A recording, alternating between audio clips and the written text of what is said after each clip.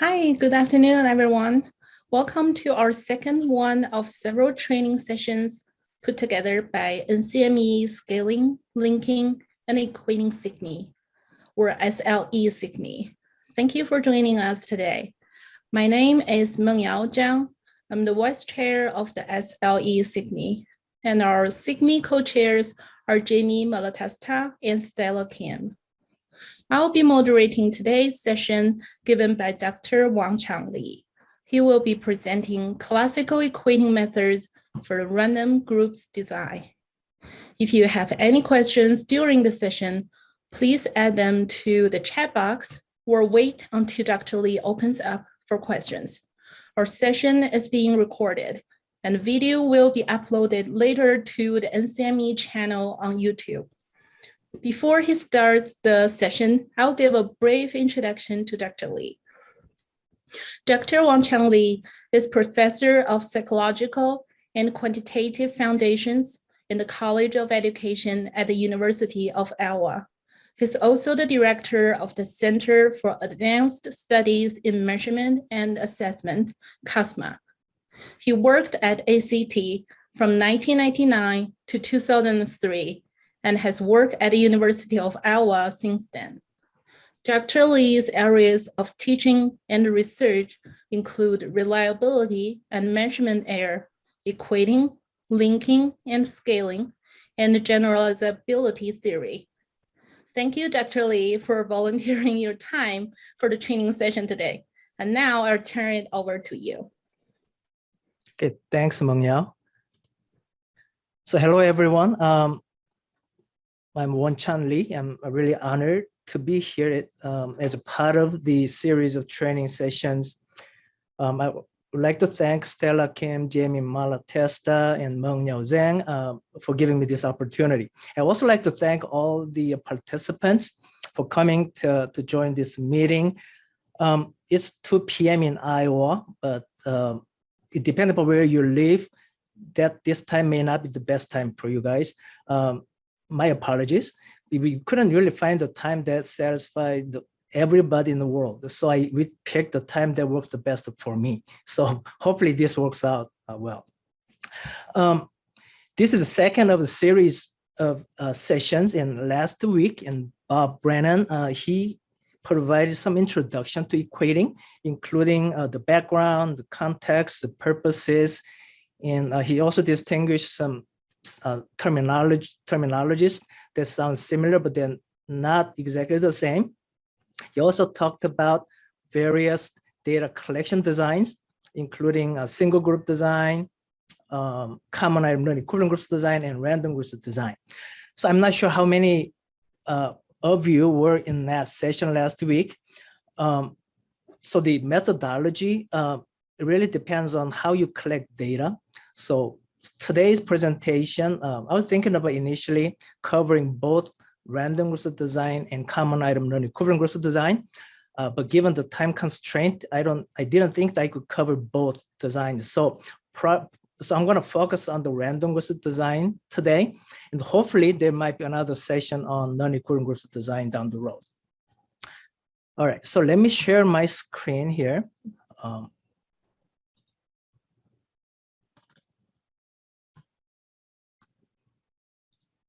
Then presentation mode. Let's swap it. All right. So do you see the main screen, main page here? Okay. So here's a brief outline. So I'm going to give you a very brief introduction of equating for those who could not participate in the last week's session. And I'm going to talk about the statistical procedures for random groups of design, including mean, linear, and equipercentile. And then I'm going to talk about smoothing techniques, including log linear pre-smoothing and cubic spline post-smoothing. So that's the brief outline of today's presentation. Before we get started, I'd like to give special thanks to Mike Collin and Bob Brennan. They taught me basically everything about equating. They are the best equators in the world, at least in my mind. And their 2014 book has been one of the primary resources with respect to equating, scaling, linking. And this is a text that I use when I teach the full-length course on equating here in Iowa. So a lot of the content of my presentation today actually came from this book also.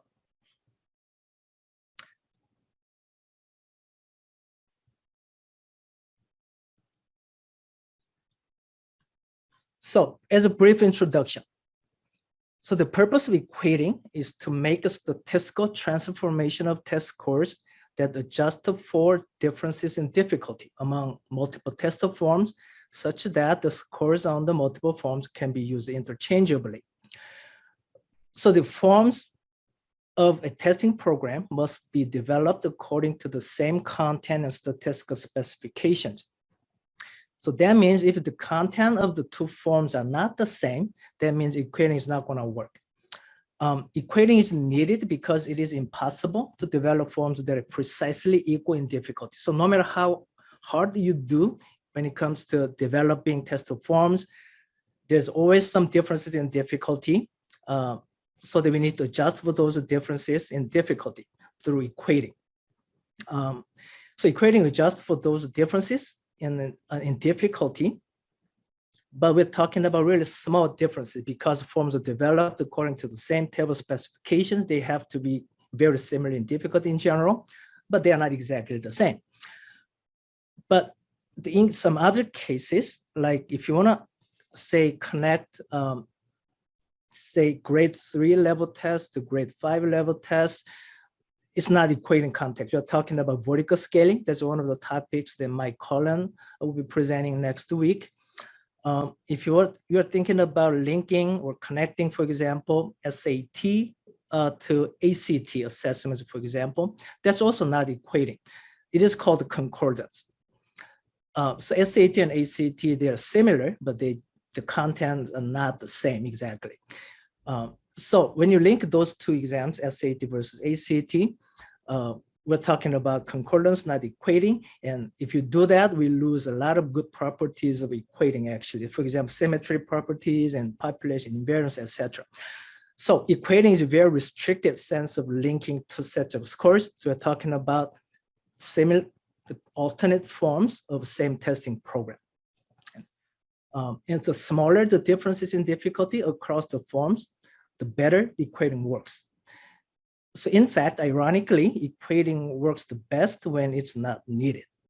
That's ironic.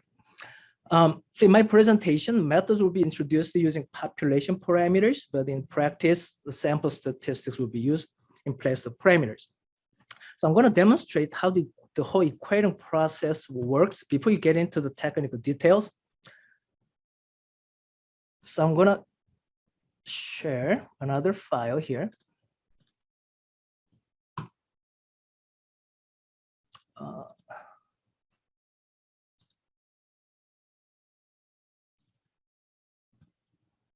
Okay, now you should be seeing an Excel file. All right.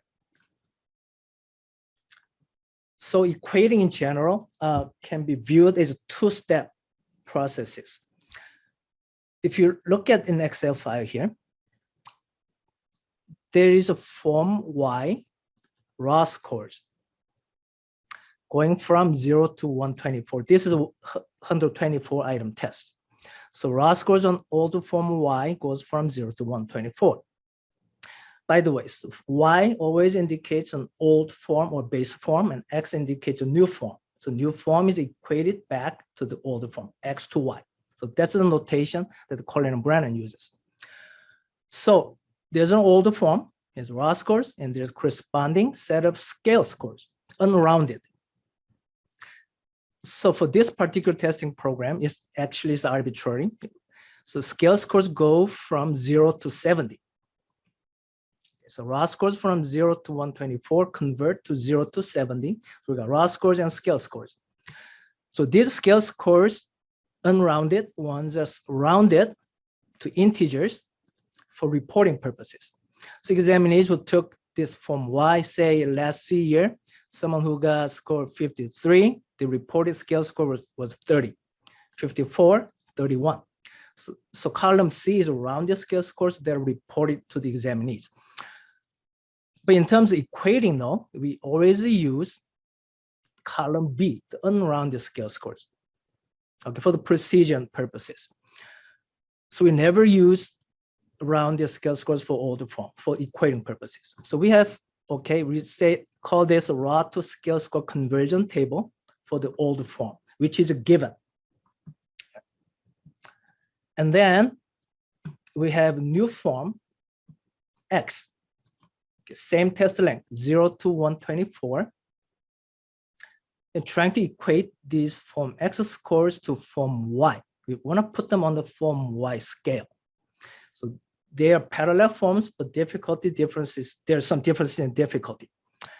So we do equating. That's something we're going to talk about today. So column E and column F, that's equating relationship. You apply some equating methodology to establish this relationship. We got raw scores 0 to 124 on the new form, and then we have equated raw scores. These raw scores on column F, they're on form Y scale. Okay, so after equating, the first set of results is equated raw scores. So that means 55 on form X is equivalent to 53.4846 on form Y. If they took form Y, again, their scores on 55 will be equivalent to 53.48. So going from column E to F, again, that's equated. So we're going to talk about that, how to do that today. So once we got that, so next step, typically, the second step is to assign a scale score to each of the equated raw score. So 53.4846, what is the corresponding scale score? In order to do that, we go back to older form conversion table. Okay, where is 53.48? There's the raw scores on form Y, they're all integers, so there's no decimal places, but this score point 53.48 is somewhere in between 53 and 54. So we use a linear interpolation to locate the exact point 53.48, and then we got two corresponding scale score points there. We also use the linear interpolation to find the corresponding scale score point to the 53.4846. So again, 53.48 is somewhere in between this, about in half. So the corresponding scale score should be somewhere in between these two scale score values. It turns out to be 30.2896. So this is the final result. So this scale score point has been assigned to raw score 55. So again, this is a two-step process. You do apply an equating procedure to the data to get column F in terms of raw scores, and then you use older form conversion table to assign scale scores to each of the raw score point, column G. So these are two-step processes. And then for reporting purposes, these unrounded scale scores are rounded to integer typically, and these scores are reported to the examinees. Hope this whole process makes sense to you. If you have any questions, please drop your questions in the chat box. I might try to address them while I'm presenting. All right, so again, today's focus is to talk about some of the methods that can be used to transform column E, original form X scores, to column F, to put the form X scores on the form Y scale. That's the purpose. All right. Let me close this.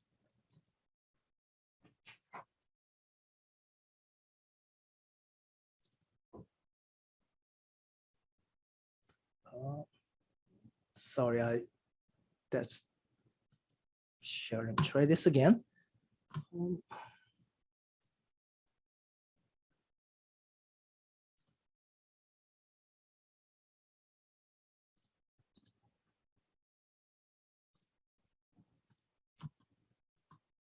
Okay, Meng Yao, do you see the main PowerPoint slide? Yes, Oh, good. I think you might want to select the whole screen for this. Oh, I didn't do that.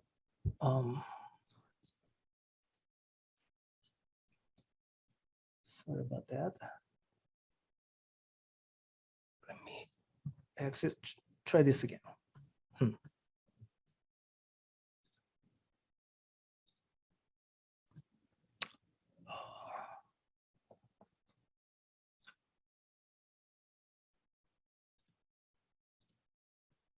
Yeah, I didn't realize this is so difficult. Oh, I think you might want to, start sharing and then Okay, just and then start. make the presentation mode. Mhm. All right, and then need to swap Yeah. this. Okay, Yeah. how about that? Yeah, it Oh. looks good. Great, thank you, Mangya. All right. So let's talk about some of the traditional equating methods. When you say traditional, that means it's a non-IRT. There's a bunch of procedures based on IRT, and our focus today will be on some classical or traditional equating methods for random groups of design. For random groups of design, the procedures require a minimal set of assumptions, and it's very easy to introduce a lot of concepts related to equating. By contrast, the common non-equivalent groups design, which we are not going to cover today, involves very strong set of statistical assumptions, and procedures are more complicated in terms of mathematical presentation. So under the random groups design, we collect data from two groups of people that are randomly equivalent. So one group of people takes a form X, another group of people takes a form Y. And these two groups are randomly equivalent. But two forms are similar, but they are not identical in terms of the difficulty levels. So if you look at their test scores from two groups of examinees, there will be some difference in terms of means and standard deviations, etc. And those differences really represent the differences in the forms, difficulty of the forms. Those differences are not coming from the differences in groups, because groups are randomly equivalent. So we're going to talk about three different procedures, and the most complex one is called the Equipercentile non-linear equating procedure. And this procedure will transform the scores on form X to have approximately the same distribution as scores on form Y. So the entire score distributions of form X will be transformed to be on the form Y scale. In linear equating, by contrast, we consider only the mean and standard deviation of the distribution. So we're trying to convert mean and standard deviations of original form X score distributions. In mean equating, we only consider the mean. So presentation purposes, we start with the mean equating, which is by far the simplest procedure you can think of, and then linear, then equipercentile. That's the order of presentation. Some notation we're going to use. X again is score on form X, Y, the score is on form Y. Mu indicates the mean of the scores, mu X, mu Y, and sigma indicates standard deviation. And EQ is equating function. It's to transform scores on X to scores to Y scale. So after equating, the scores on X of X will be on Y scale. So subscript Y means scale. My is mean equating function. So we transform from X scores to Y scale. And Ly is the linear equating function. And E is equipercentile equating.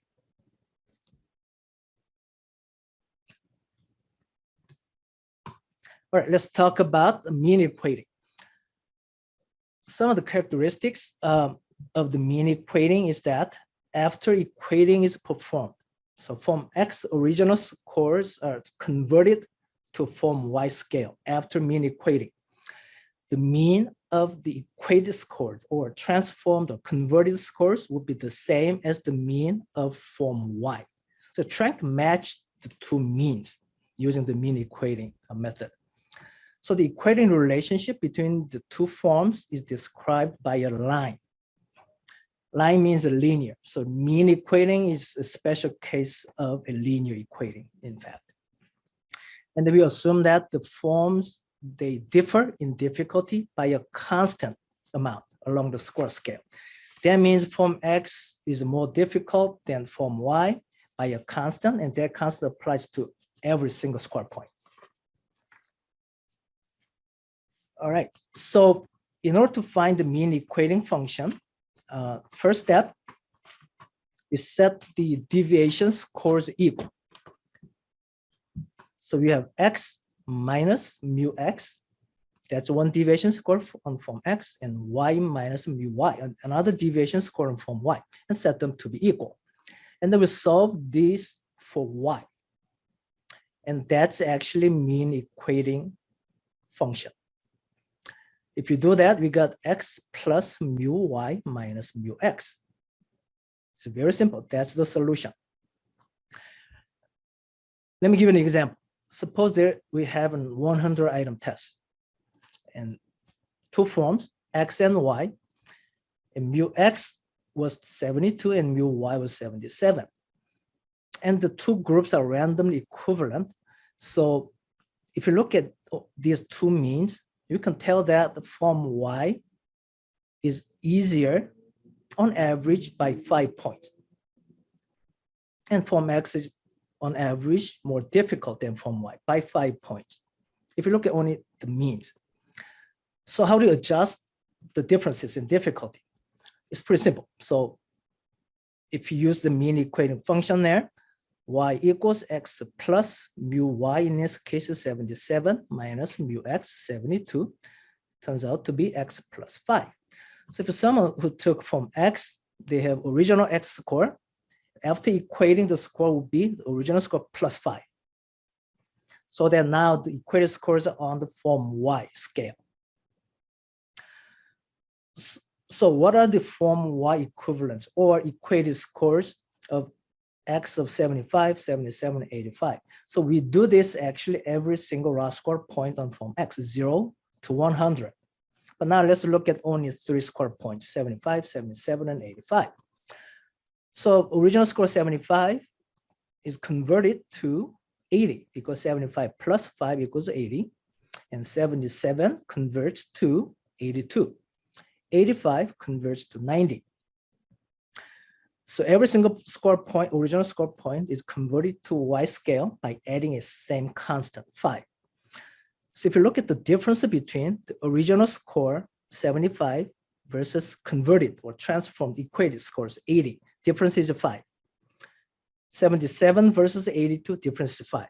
85 versus 90, difference is still 5. So difference is all equal. So adjustment of scores using mean equating is a constant along the score scale. Right?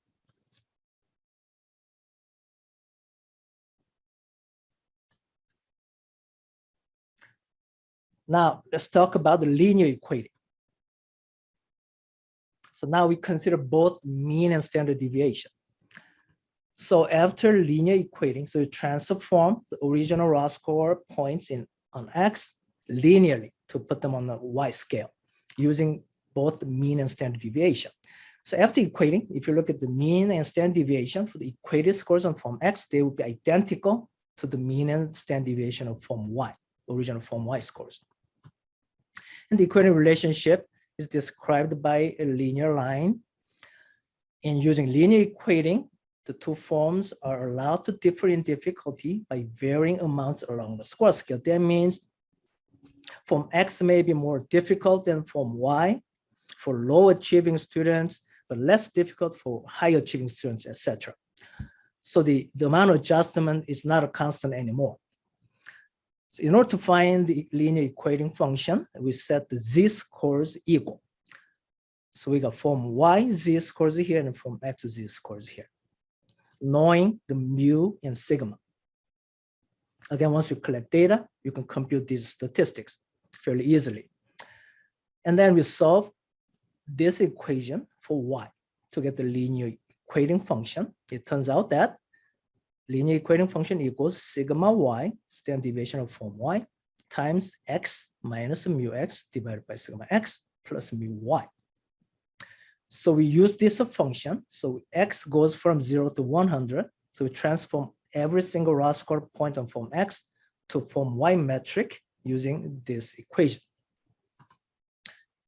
Or we can use a simpler form with intercept and slope. So ax plus b, where a equals the ratio of the two standard deviations, sigma y over sigma x, and b is the intercept, which is mu y minus a times mu x. So that's the linear equating function. Give an example. Again, same example, 100 item test. So mu x was a 72 and mu y was 77. But now let's introduce sigmas, standard deviation. Standard deviation for form x was a 10. Standard deviation for form y was 9. So form x scores a bit more variable than form y scores. Then go back to the linear equating formula here. Plug in these numbers to that equation. Slope becomes sigma y over sigma x, so 9 over 10, so 0.9. And intercept, 77 minus 0.9 times 72 is 12.2. So it is 0.9 times x plus 12.2. That's a linear equating function for this particular set of data. So we use this equation for each of the raw score point on x, 0 to 100. So now let's look at only 3 score points, 75, 77, 85, that we considered before. So 75 converts to, using this linear equating function, is 79.7, and 77 converts to 81.5, 85 converts to 88.7.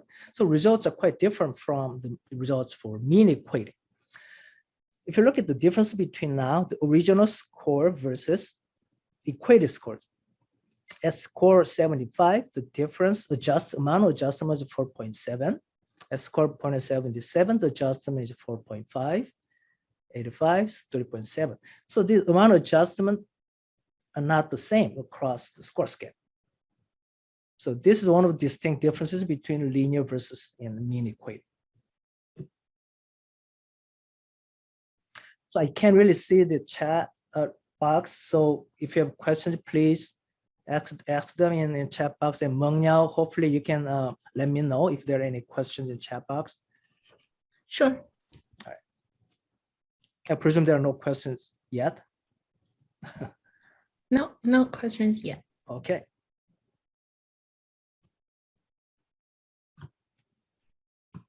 So some properties of mean and linear equating.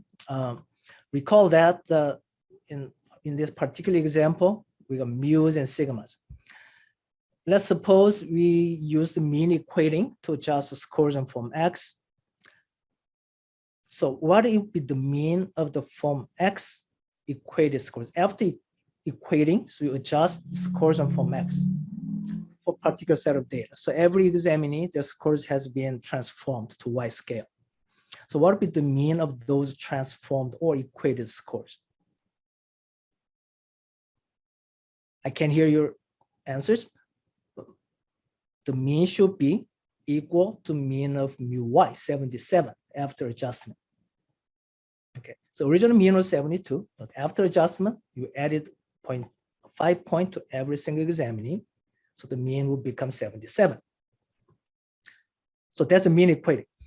How about standard deviations of the equated scores under mean equating condition? Adding a constant does not alter the standard deviation. So standard deviation does not change. So even after equating with the mean equating method, standard deviation of equated scores will be still 10. Okay, only mean has been adjusted. How about linear equating? After equating, what would be the mean of the equated scores? So from original mean of 72, you apply linear equating, adjust the scores. If you look at the mean, it will be equal to 77. Same as mean for the form Y. And standard deviation of equated scores, originally it was a 10, but after linear adjustment, the standard deviation of equated scores will be 9. Okay. One last question here. Does the shape of the distribution of equated scores differ from the shape of original form X scores? So we got equated scores versus original. If you look at the distribution, frequency distributions, and does the shape change with the linear equating? If it is just a simple linear transformation so that the shape does not change, okay, the form of distribution will remain the same. Only the first two moments have been shifted. The last method we're going to talk about is called Equipercentile. So that really changes the entire distribution, not just the first two moments, entire distribution, skewness, kurtosis, etc.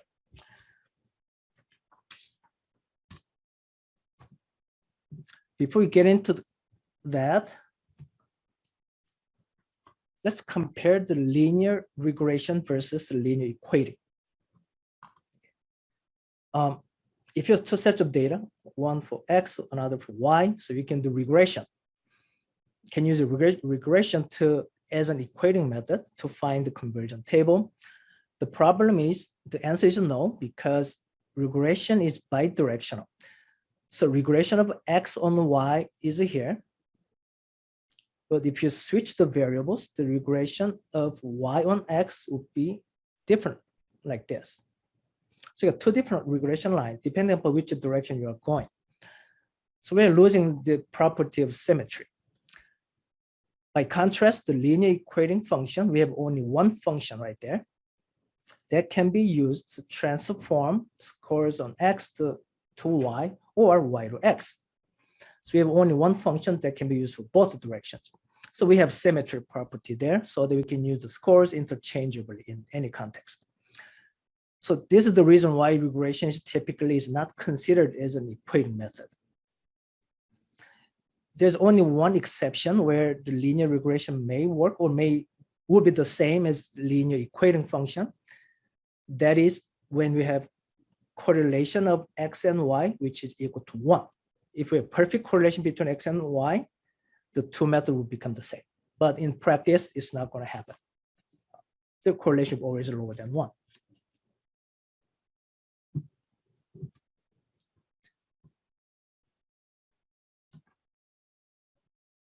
All right.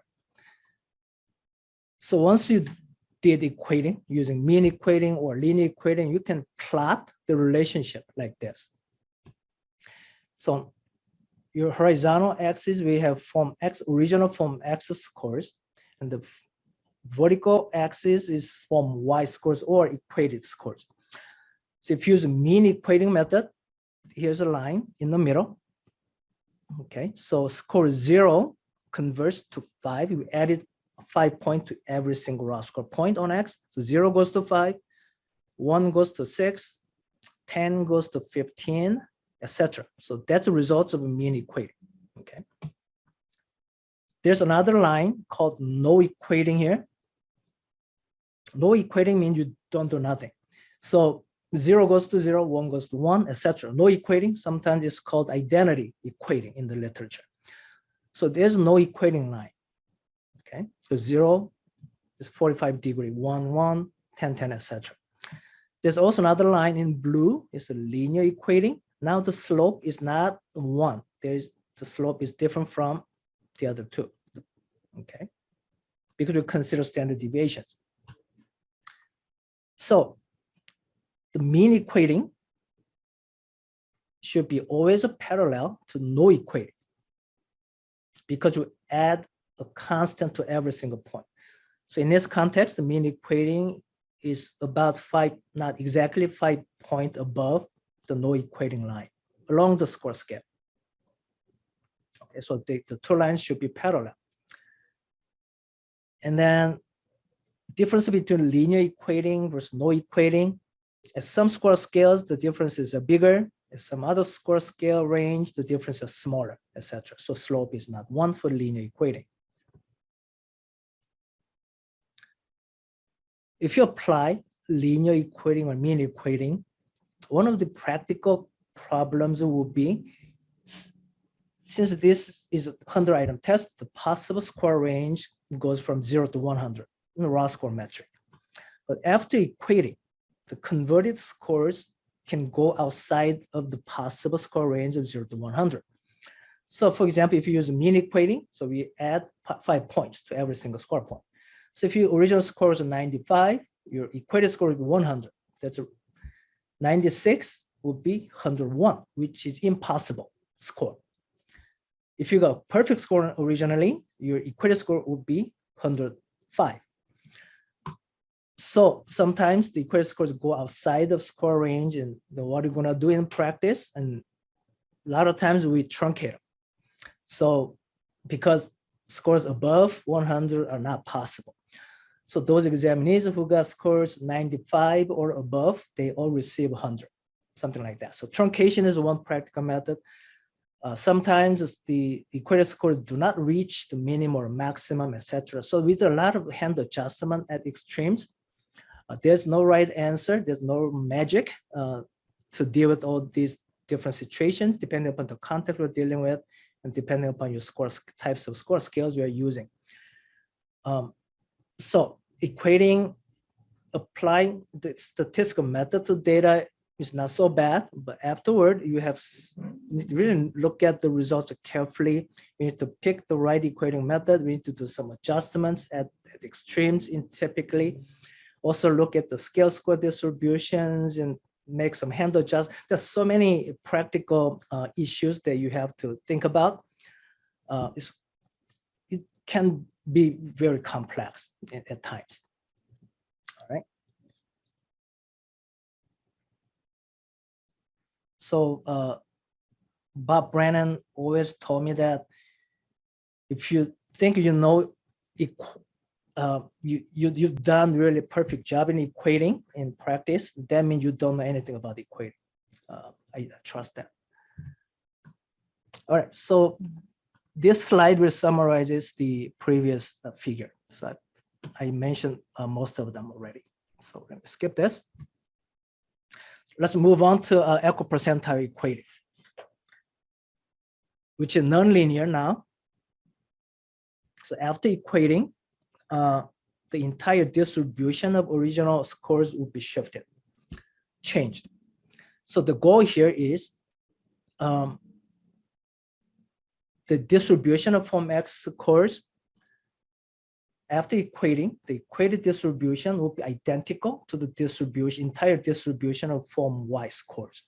So we are not trying to match first two moments anymore. We're trying to match the entire distribution. So after equating, the equated score distribution will be the same, almost the same as the distribution of form Y scores. All right. So some of the characteristics of equipercentile equating, the equated means, standard deviations, skewness, kurtosis, etc. will be all the same after equating.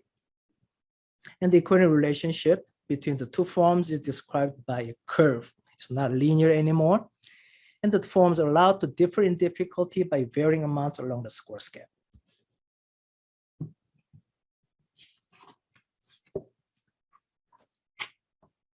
The steps involved in performing equipercentile equating are described in this slide. So in order to do that, we construct first the percentile rank functions for each form. So you have score points on form X, and we find the percentile rank of each of these raw score points. So the goal here is you start with the form X score. It has particular percentile rank. And then we go to form Y data and find the score point that had exact same percentile rank as form X score.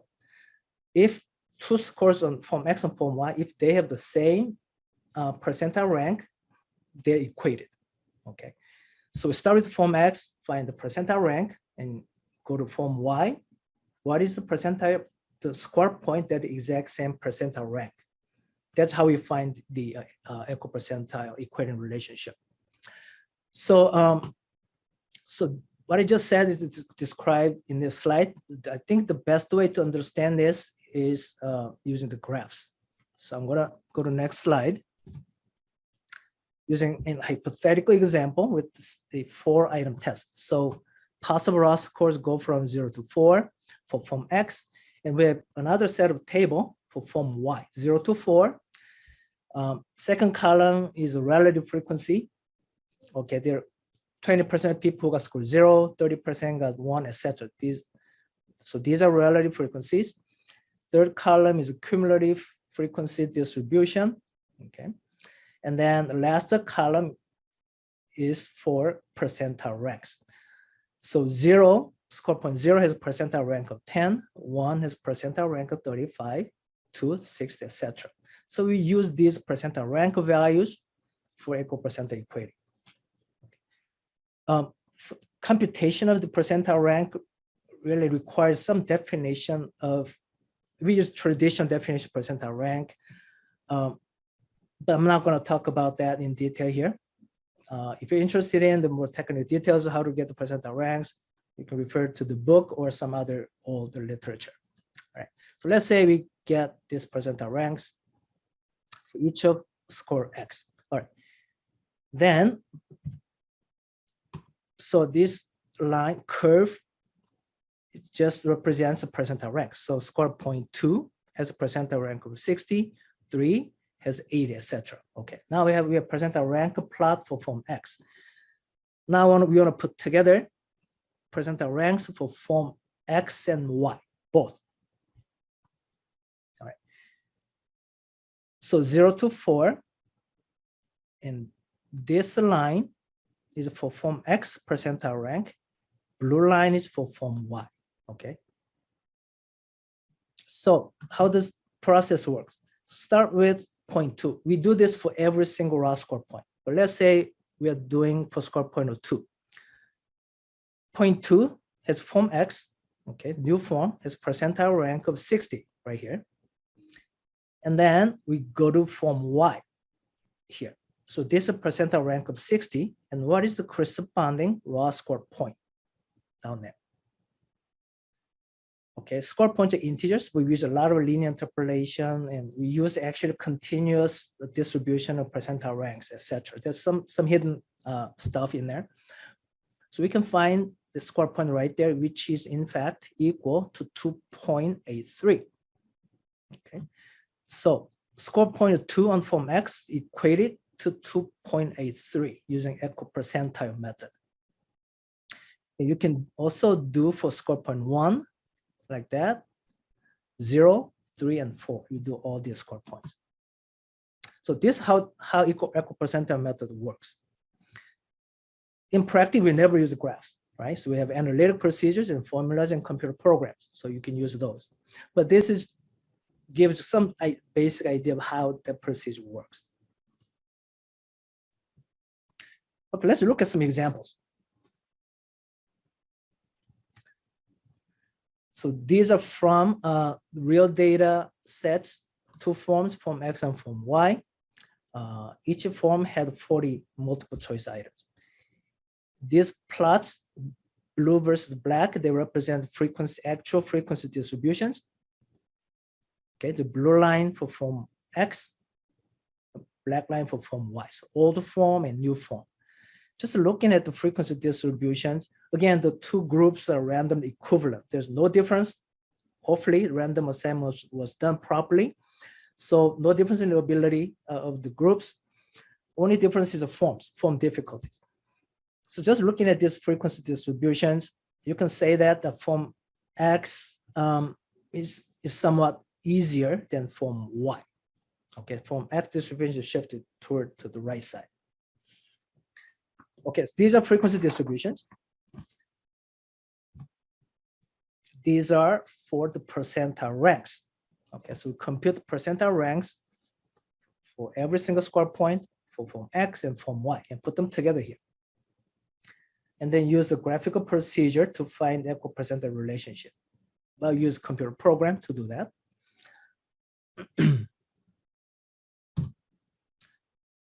Then say we perform mean equating, linear equating, and equipercentile. We did all 3. All right. So mean equating is always line there. Linear equating is also line, blue line there. But equipercentile, the red line, is not really linear. Okay, they're curvilinear. If you use these plots, it's very hard to see the differences among the different equating methods. So typically, well, this is one way to look at the differences, but typically we look at the differences. So that means, so we have original x-score and equated x-score. So equated score minus original score, we have different, the amount of adjustment. So we plot those amount of adjustments here. For the green line here is no equating. That means zero adjustment along the score scale. 0 to 40, adjustment is all zeros. No equating or identity equating. Mean equating adjustment is a constant along the score scale right there. Okay, about minus 0.8. That means form X was about 0.5 point easier on average compared to form Y. Okay, so that's a mean equating result in terms of differences. Linear equating, blue line there. Okay, so for example, score 0.5, the amount of adjustment was about 2.3-ish. So new form was easier by 2.3. So the larger adjustment. Score point of around 30 there, adjustment about the 0. So amount of adjustments differ along the score scale using the linear equating. Equipercentile equating now, we have curvilinear pattern. Okay. And the amount of adjustments differ along the score scale.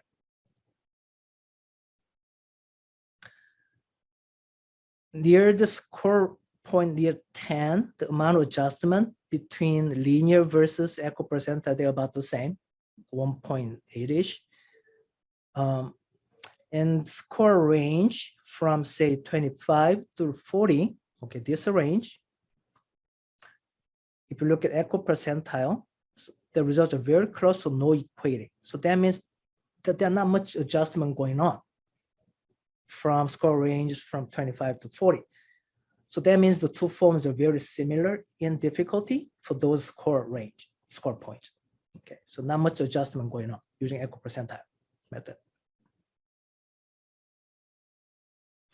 If you consider, say, score range from 10 to 30, talking about this area, the equipercentile results versus linear, they're quite similar. So these are the mid-score range, and there are a lot of data in there, large frequencies. And then it turns out that two forms, the amount of adjustment would be similar between linear versus equipercentile. Okay.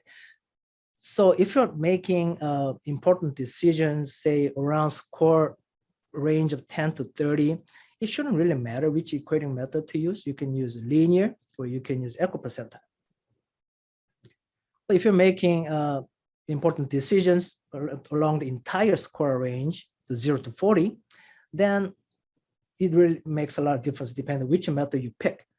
The question is, you want to pick linear or you want to pick equipercentile or mean equating? That's a good question, and that's a practical question. A lot of testing programs have, usually they look at the linear and equipercentile all together, but they usually use one particular method for many different forms. So in practice, if you have a large enough sample size, it would be safer to use equipercentile, because if you use a linear or mean equating, that means you're making really strong assumptions that the two forms differ in difficulty linearly along the score scale. That is very strong assumption. A lot of times, the relationship would be curvilinear. If you look at the population data, I guess that would be the case. So unless you want to make strong assumption about linearity of the form differences, I would recommend using equipercentile. But at least you need to look at linear method and compare the results to see what's going on. Or if you have very relatively small sample size, linear equating does not require a very large sample size. So equipercentile, by contrast, requires a larger sample size. So depending upon sample size, you might argue that linear equating would make more sense than equipercentile. Then you can do that. So choice of equating methods is a huge question. It depends on the context, sample size, and etc.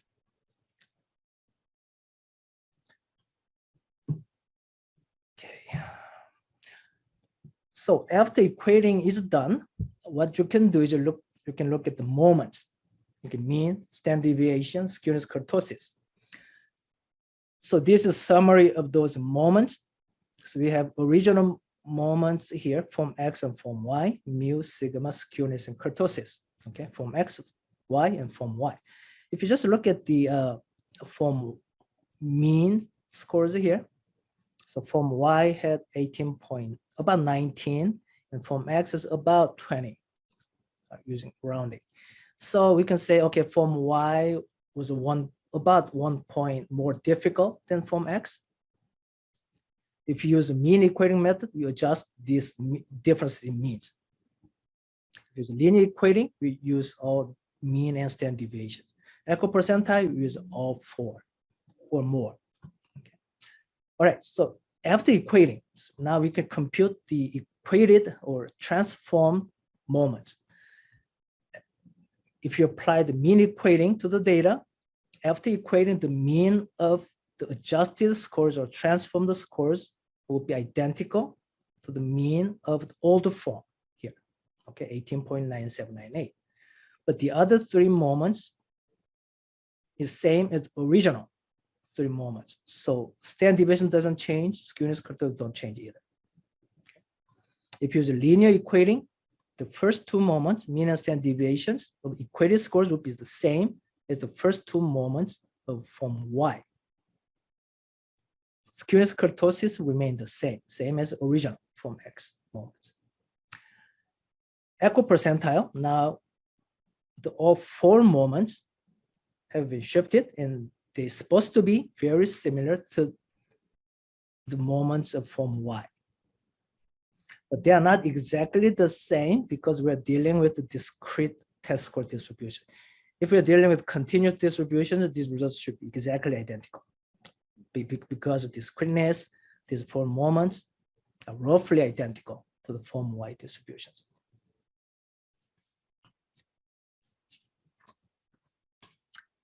And then the last step, so now you got, the raw score, equate the raw scores. Okay, that's what we talked about so far. The last step, second step, is to assign scale scores, usually. If you don't have scale scores for your testing program, if you report the raw scores, you are done. Okay, you report equated raw scores. But a lot of times we have reported scale scores. And once, let's say the older form, the basic form has conversion table already. So raw score point converts to certain scale score point now. So that's the scale score conversion table provided for the older form, which is given already. And after equating, okay, we use this. So form X scores are equated to the form Y scale. So we have equated scores here, and then go back to the older form conversion table and find the corresponding scale score point. So this slide talks about how to assign scale scores to equated raw scores. So these scale scores are on the Y score metric. So once you assign scale scores, what you can do is to look at the moments distribution of scale scores. Before we looked at the moments of raw scores, but now you can look at scale score moments also and compare them to the form Y scale score moments, etc. So this really completes the entire equating processes.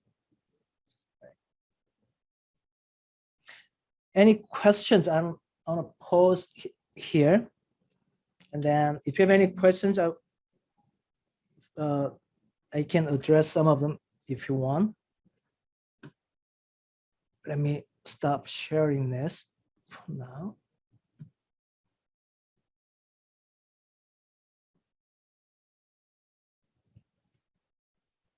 Okay.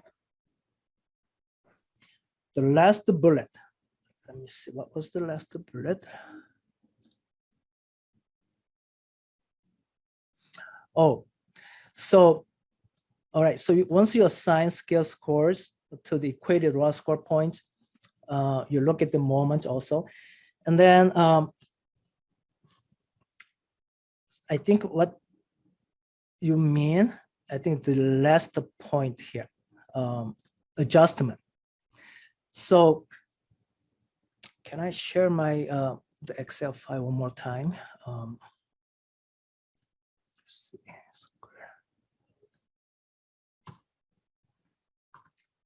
All right. So in this example, so we assign scale scores here and round the scale scores, and then we do rounding right there. After you got the rounded scale scores, we also look at the scale score moments. So you can look at scale score moments in terms of unrounded scale scores or rounded scale scores. Okay.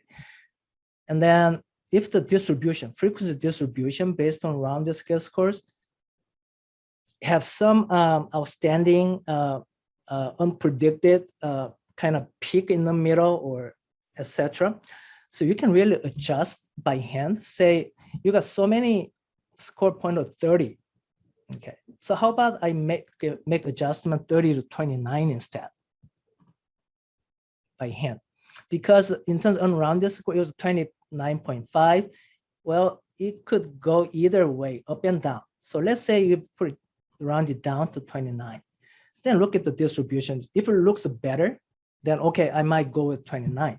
Again, these numbers are not absolute truth. Okay, there are a lot of sampling errors involved and some systematic errors, and depending on equating methods, you have different results.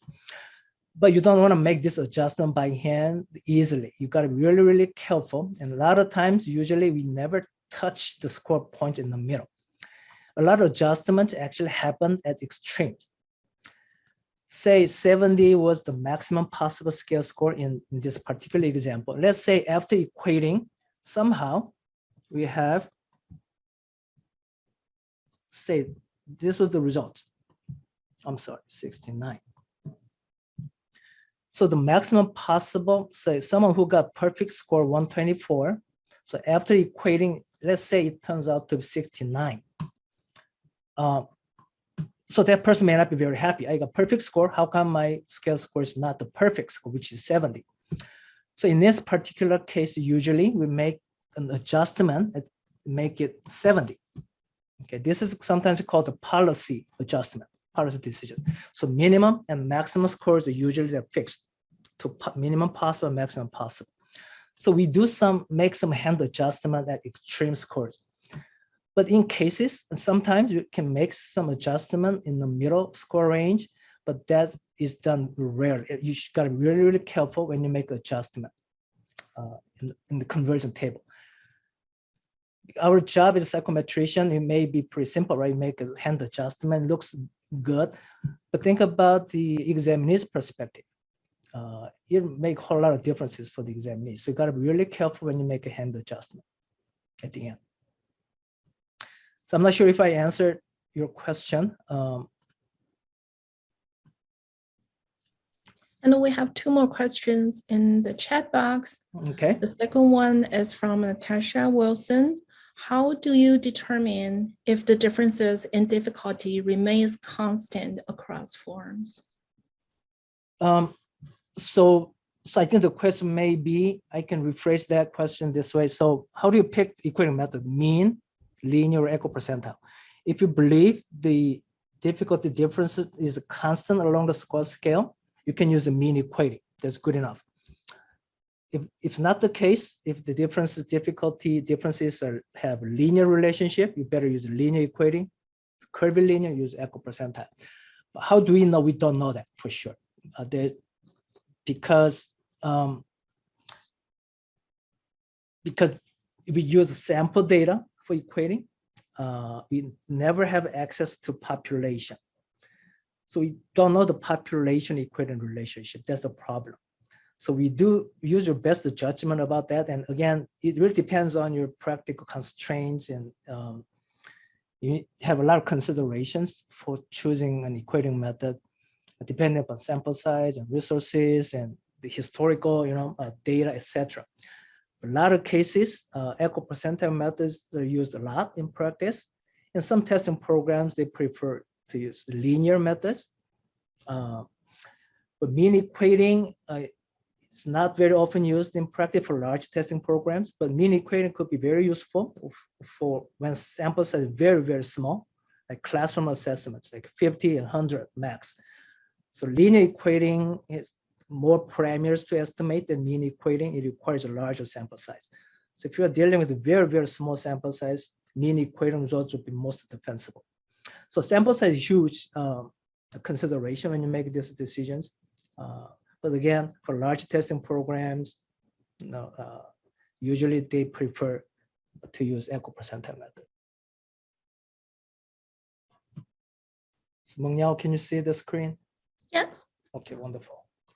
All right, so let's talk about some smoothing techniques.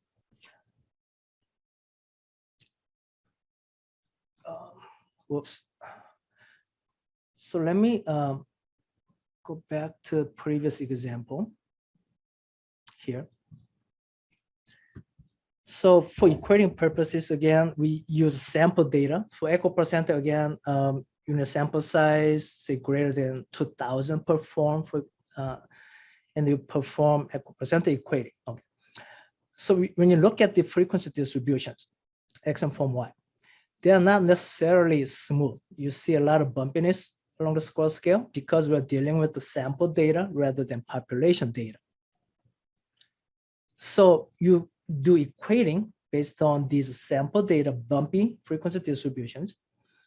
So it involves sampling error. If you have access to the entire population and plot the frequencies, they gotta be very smooth. So the sampling error involved in this whole process. So if you use a bumpy frequency distributions and you do Equipercentile equating, if you look at the difference of plots like this, the equated scores, the pattern is also bumpy. It's not exactly really smooth curve. You see a lot of jaggedness there. So this is all because we are using samples for equating. So the purpose of smoothing is to remove or reduce the amount of sampling error. So the idea is going back here. So we use a statistical model to have a smooth distributions. Okay, so we smooth the frequency distributions and then do equating. So that's called the pre-equating. We smooth out the actual frequency distributions even before you perform equating. That's called pre-equating. I'm sorry, pre-smoothing. Or another way, use the bumpy distributions as they are and do the Equipercentile equating. And then once you got the equated scores like this, you just smooth out these equivalents. Okay, so we can make a smooth pattern by applying a statistical method. So this is called the post-smoothing. You do equating first using bumpy frequency distributions, and then you smooth the equated, the equivalent equating relationship directly. So pre and post equating method. So I'm going to talk about two different statistical procedures in the next few minutes. So let's see. So Equipercentile equating relationships tend to be very, usually is very irregular because of sampling error. And the purpose of smoothing is to improve Equipercentile equating by reducing, I'm trying to find my laser point here. Okay, reducing sampling error. So if you have smooth distributions, the purpose here is we're trying to approximate the population distribution by using smooth distribution. But since we don't know the actual population distribution, we are in fact introducing some systematic error. So smoothing methods, we're trying to reduce random error, but there is some danger risk of introducing some systematic error. So the game here is a successful smoothing method really substantially reduces the random error, but introduces just a little systematic error. So overall, equating results will be better. Okay, so random error versus systematic error. Altogether, sometimes it's called mean squared error. So smoothing techniques usually improve the overall, reduce the overall error, MSE. Again, it reduces the random error, increases systematic error. Overall, the overall error is smaller.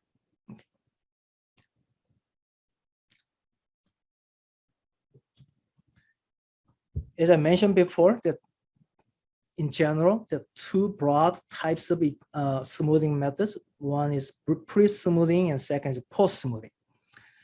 Pre-smoothing, we score distributions. Frequency distributions are smooth. And then we perform equipercentile equating based on those smooth frequency distributions.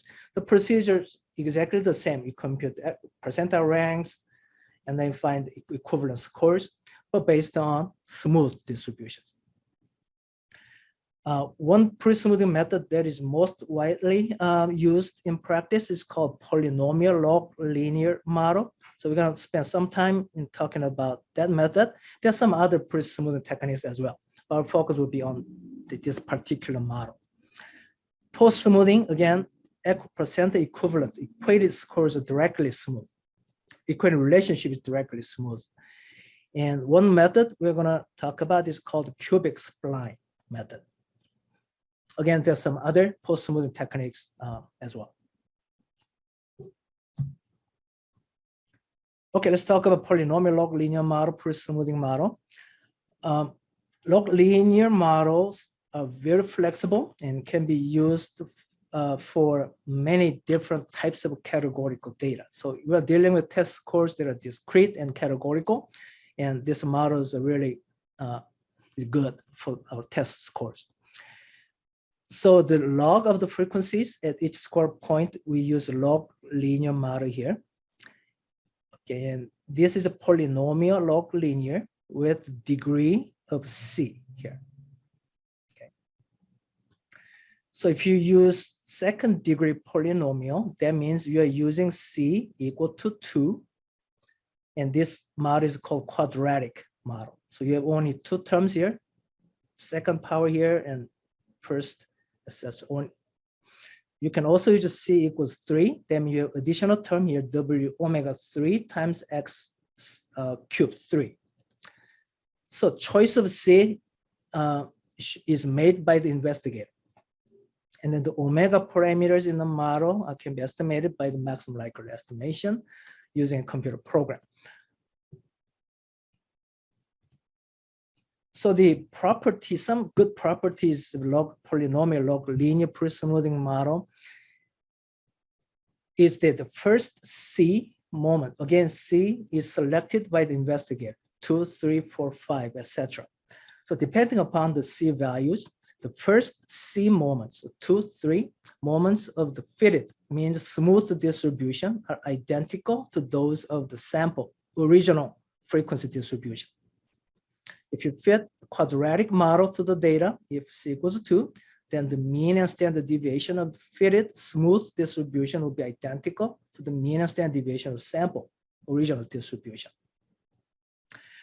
So there are a couple of statistical procedures that helps to choose a C value. And we can also look at plots. So you have fitted distribution against the actual. So you can look at them visually to see which C value provides the best model fit. So we're going to talk about that in the next slides. Let's look at the graphical investigation of choosing a C value. Right? If you fit the quadratic polynomial model, again, this is the same data we looked at before. So older form Y, we have bumpy actual frequency distributions, and then you fit a polynomial, second degree polynomial model to this particular data set. We have a smooth distribution like that, with the C being equal to 2, okay? Just looking at this, you might say, okay, the fitted distribution doesn't really follow the original distribution very well, so that the model fit is not very good. I would agree with that.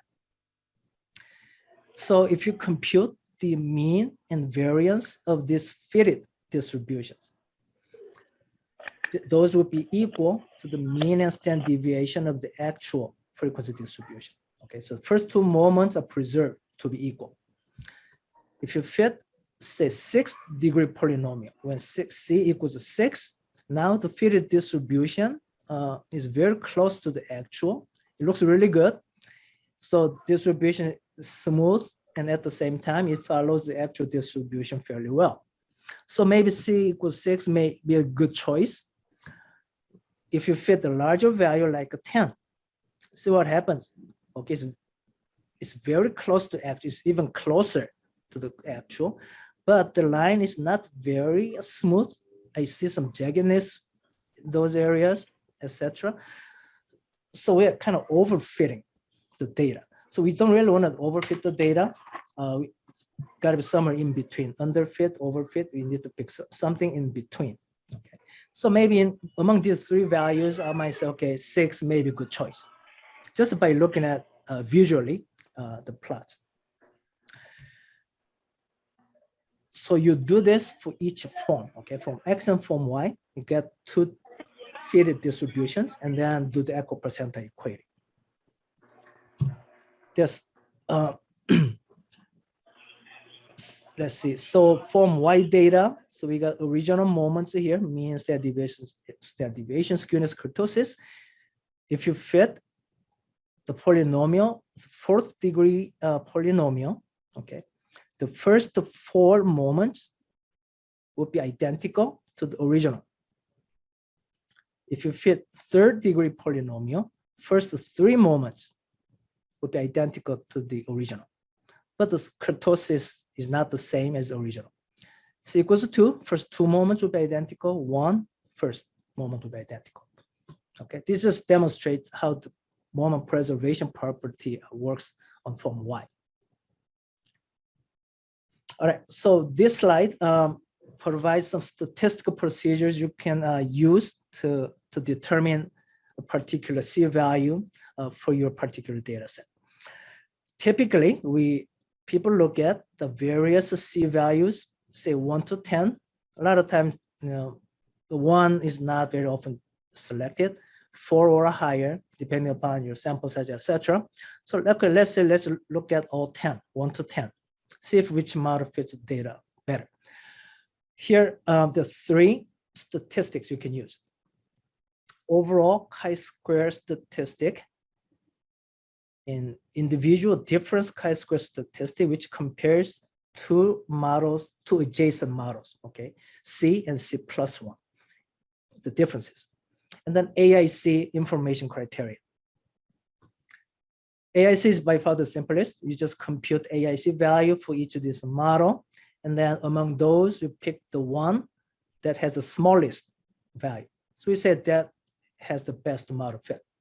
So if you use AIC criterion, the answer would be 6 for this particular form. How to use chi-square? For the overall chi-square statistic, you look at, okay, you consider degrees of freedom, which is number of score points and etc. Depending upon C value, you have different degrees of freedom, and you look up your chi-square table and do the hypothesis testing. So if you do that, let me change my pen here. All these 4 will be statistically significant.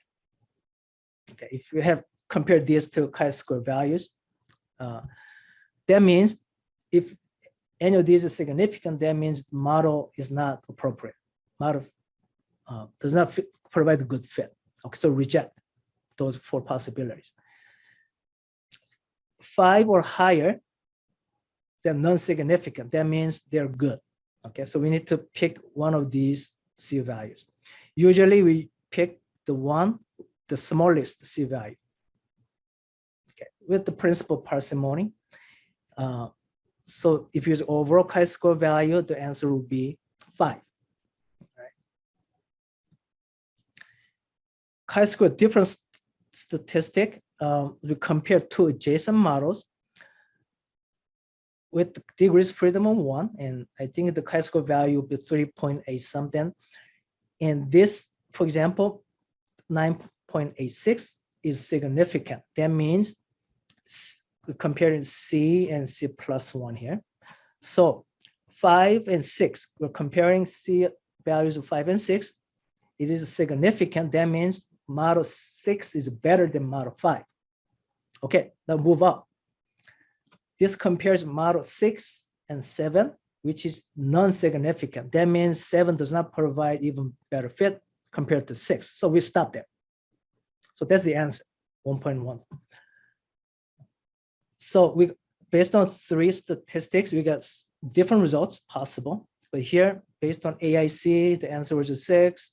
Chi-square different statistics, answer was a 6. Overall, answer was a 5.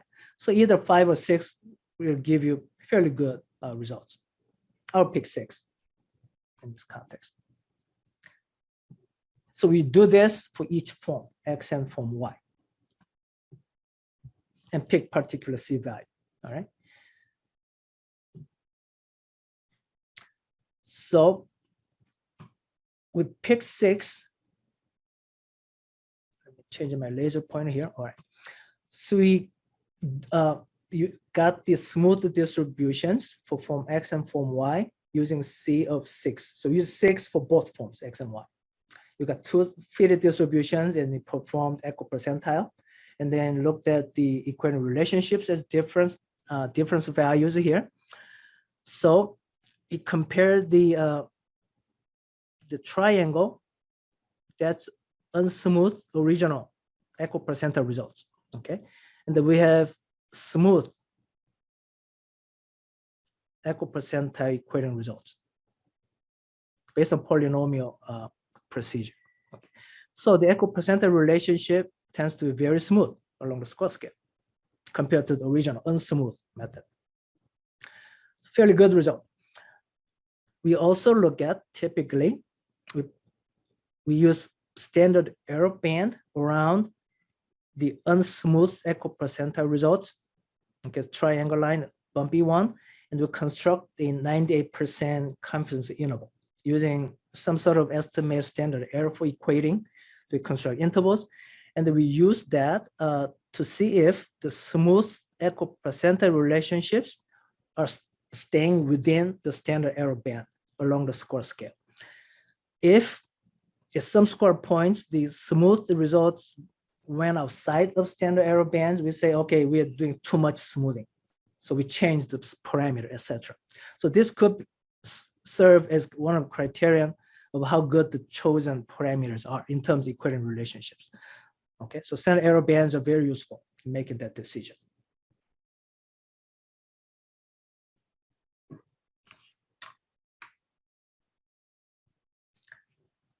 All right, so we talked about pre-smoothing using polynomial log linear. So we smooth the frequency distribution directly. We choose the C value for each form, etc.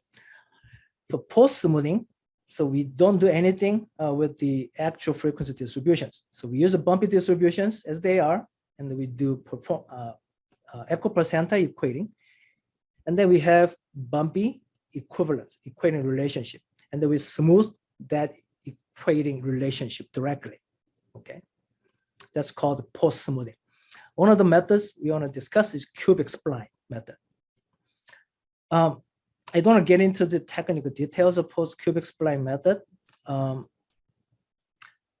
So let me see, the cubic spline function changes for each square point, etc. And we assume continuous cubic spline. Most important part is next in the next slide.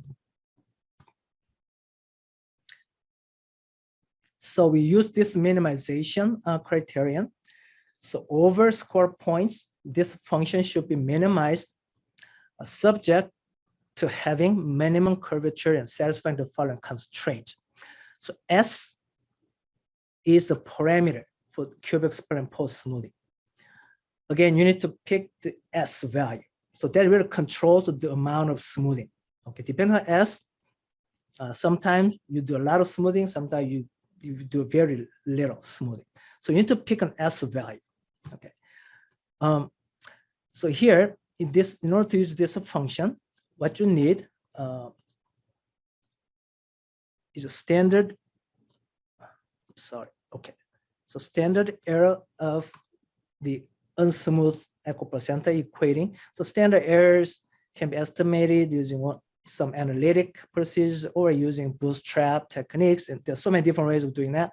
So get some estimates of standard error of equating for unsmooth equipercentile relationship and use them in this formula. And then you also need to define the range from X scores, frequency distributions.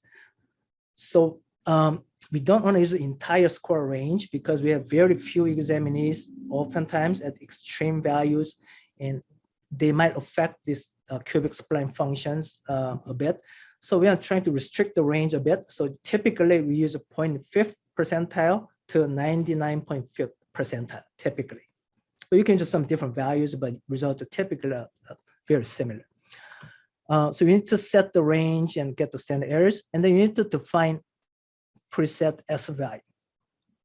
If S equals 0, then you are not doing any smoothing, okay? The result will be same as unsmooth equipercentile. If S is very large, then you're doing a lot of smoothing, and sometimes you have linear line, okay? So typically we look at values between 0 and 1. You consider multiple values, 0, 0.1, 0.2, 0.3, 0.5, etc. Rarely goes beyond 1. Some examples, same data. And we consider here S of 0.05, 0.1, 0.2, and 0.75. Okay, let's consider these 4 particular S values. Again, we have unsmooth equipercentile equating relationship, and we smooth this curve directly using cubic spline method. With S of 0.05, the smooth line is still quite smooth. Okay, and we also have standard error bands, 68%. No smooth equipercentile points went outside of standard error band. So they're within the band along the score scale. Okay, so 0.05 could be a good choice. How about 0.10 or 0.1? It looks very smooth, and they're still within the standard error band. So say, okay, 0.1 might be also good enough. 0.2 is smooth, but a little bit off from the original equating relationship. So we are introducing actually some more systematic error in there. But still the smooth line is within the standard error band. So in that regard, 0.2 might be okay. 0.75 is a larger number. Now the some smooth equivalents started going outside of standard error band, right there, right there, right there, etc. So we're doing too much smoothing and introducing too much systematic error. So okay, let's not consider 0.75. So probably my choice would be something among these 3 values, 0.05, 0.1, 0.2. So standard error band could be good criteria. And based on some of the previous research in simulation studies, etc., the larger value of S, say 0.2, I'm thinking of these 3 for now, even though 0.2 looks, the smooth line looks a bit off from the original line, the amount of reduction in random error might be very substantial compared to introduction to systematic error. So overall, error might be smaller with the 0.2 compared to 0.1 or 0.05. Because if you do very small smoothing here, okay, random error will be reduced a little bit. You're not introducing much to systematic error, etc. You're not doing much here. If you do more smoothing here, like 0.2, okay, it seems like you are introducing a lot of systematic error, but overall error will be a lot smaller. So sometimes preference is given to larger value of S among those choices that are within the standard error band. So 0.75 is went outside of standard error band, so I don't want to even consider that. So it depends again on your context, but my personal preference would be 0.2 in this particular example. But if you look at conversion tables at the end, a lot of times, so what you have is raw to rounded scale score conversion table. So these rounded scores are reported to the examination. So that's the most important part. So you look at conversion table, so raw to rounded scale scores. For these 3 choices, a lot of times they will be identical. So it may not matter much which S value to choose. But sometimes you might get a little different conversion table. So then your choice matters. All right. Unlike the pre-smoothing technique, log linear model, we had some statistical procedures, chi-square and AIC, to choose C values. But post-smoothing cubic spline, we don't have any statistical procedures. So this plot using standard error band, this is by far the best way to pick an S value.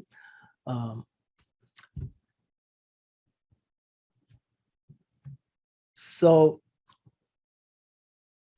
the both pre-smoothing and post-smoothing tend to they work fairly well. Okay, they reduce random error a lot. But between the two methods, pre-smoothing versus post-smoothing, pre-smoothing we have statistical tests, is very handy. Post-smoothing, we smooth the equating relation directly, but it requires only one smoothing instead of two. So pre-smoothing, you fit polynomial model to each of the two forms, X and Y separately. Okay, so two smoothings and do equipercentile. But post-smoothing, you do only once at the end. So which ones are better?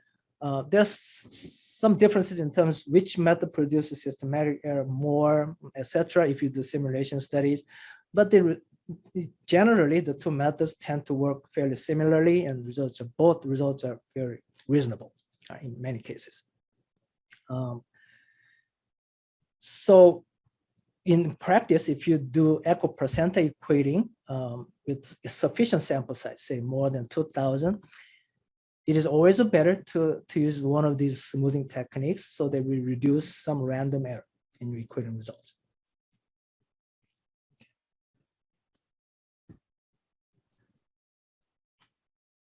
Okay, thank you so much, Dr. Lee. And also thanks everyone for attending our session today. If we don't have more questions, we may end the session, or if you still have questions, you can just contact us. Yeah, so take care. Yeah, thank you so much, everyone. And if you have any more questions, you wanted to contact me, please feel free to do so. All right, you got my email address, I hope. Oh, yes, yes. You can either contact Dr. Lee directly, or yeah, you can contact us for sure. Yeah. Thank you so much, everyone. Thank you. Yeah, take care. Bye.